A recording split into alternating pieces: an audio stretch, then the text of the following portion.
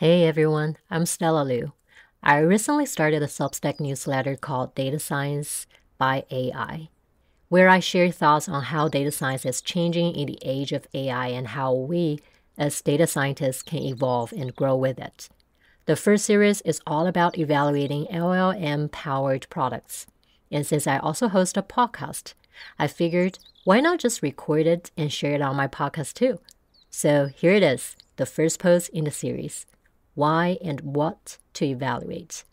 LLM-powered products versus LLMs. Hope you enjoy it, and please leave a comment or reach out if you're also working on AI evaluation. You may find this too obvious. Of course we need to evaluate LLMs. We need to know how models perform in reasoning, in math, in agentic coding. Replace all developers, yeah? And also in cost, latency, and security. And yes, there are already many companies and research groups diligently publishing model performance rankings. So why do I still worry about it? Because there's a gap, often a big one, between how a large language model performs in isolation and how an LLM-powered product behaves in the real world. The first wave of LLM-powered applications largely relied on prompt engineering, crafting carefully worded inputs to steer the model's output without changing the model itself. Then, around early 2023, we saw the rise of Retrieval Augmented Generation, or RAG, and later multi-RAG systems, which allowed applications to pull in external knowledge sources at query time to enhance relevance and factuality. More recently, in late 2023 and 2024, the focus has shifted toward agentic workflows, systems that break down user goals into multi-step plans and execute them autonomously using tools and APIs. If prompt engineering wasn't unpredictable enough to set applications apart from the models they were built on, RAG certainly introduced more uncertainty.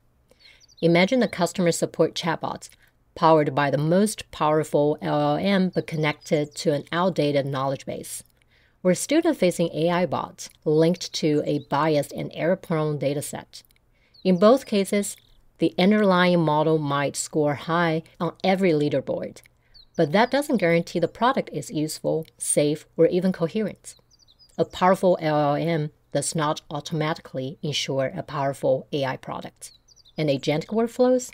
Oh my. This often involves multiple language models, large and small, wired together with intricate prompts and instructions to interact with external tools. It's like running a human team with members of varying experience levels, each with a role to play. You'd check in on their progress, track their coordination, and review the quality of their work. You need to do the same with agents too. Beyond the evolving tech stack adding more complexity, there's another reason to go beyond leaderboard metrics. Those benchmarks are built on open-source datasets for generic use cases. But your use case is likely very specific. If you work in student financing, for example, you need to ensure the chatbot doesn't quote exact scholarship amounts without human review and auditing, a mistake that could lead to legal and reputational issues.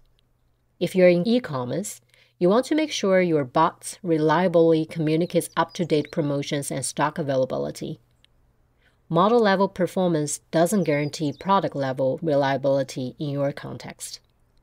Now, let's talk about what to evaluate. First, a quick disclaimer. What I'll share here is by no means a comprehensive list of evaluation metrics. The right metrics can vary widely depending on your use case, industry, and even user expectations. That said, I want to share the metrics that I've personally worked with and some lessons I've learned along the way. One of the first evaluation frameworks I came across when I entered this field was Stanford's HELM, Holistic Evaluation of Language Models framework. Their foundational paper, published in November 2022, proposed a multidimensional view of evaluation. Instead of just focusing on accuracy, Helm emphasized the importance of 7 categories: accuracy, calibration, robustness, fairness, bias, toxicity, and efficiency.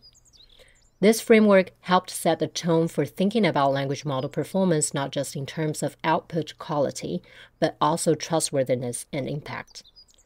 Though the Helm framework was designed for evaluating language models themselves, it remains a valuable reference point when thinking about LLM product evaluations.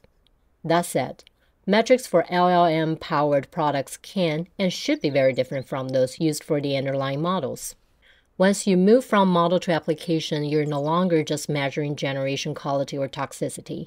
You're now measuring usefulness, reliability, and alignment with specific user goals. In the next few posts, I'll dive deeper into evaluation metrics, especially those I've worked on in real-world settings, and share what I've learned along the way. I'll also touch on the often overlooked but critical topic of dataset curation for use case-specific or domain-specific evaluations. Stay tuned.